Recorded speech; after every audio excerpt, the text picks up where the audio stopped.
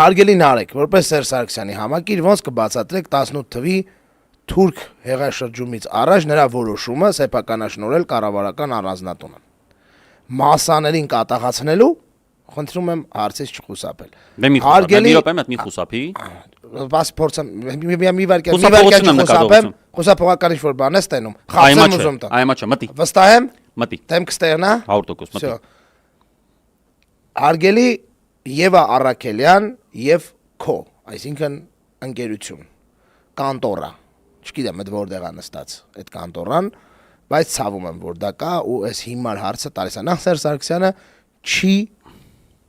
սեփականաշնորհել որևէ առանձնատուն։ Դա սեփականաշնորհվել է, նման որոշում, ոչ թե սեփականաշնորհվել է, այլ որոշումը կայացվել օրենքին համապատասխան պաշտոնաթող նախագահային կեցավայր տրամադրելու մասին, այդ որոշումը կառավարության նիստին կայացրել է Կարեն Կարապետյանի կառավարությունը եւ Սերժ Սարգսյանի կեցավայրը որպես պաշտոնաթող նախագահ, ինչը պաշտոնապես հասնում էր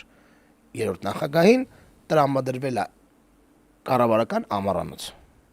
Ես նախորդ անգամ հարցին այս հարցը արսելուց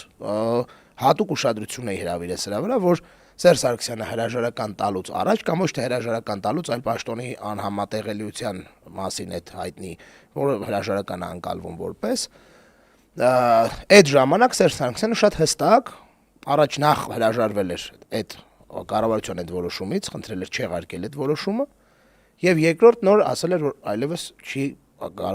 ղեկավարելու Հայաստանի Հանրապետության կառավարությունը, այսինքն չի լինելու վարչապետ։ Այս մեկ նախ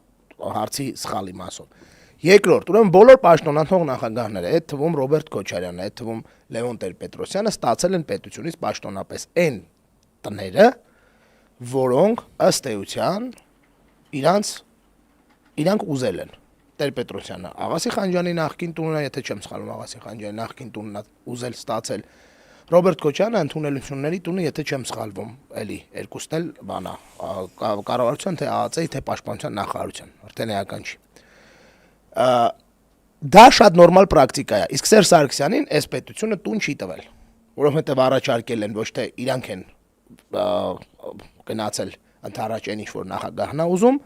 անվտանգության եւ այլ նկատառումներից ելնելով, այլ իրանք են առաջարկել այնպիսի բաներ, որ Սերժ Սարգսյանը հրաժարվի, եւ դա օրենքի կոպիտ խախտում է եղել։ Այս ամբողջ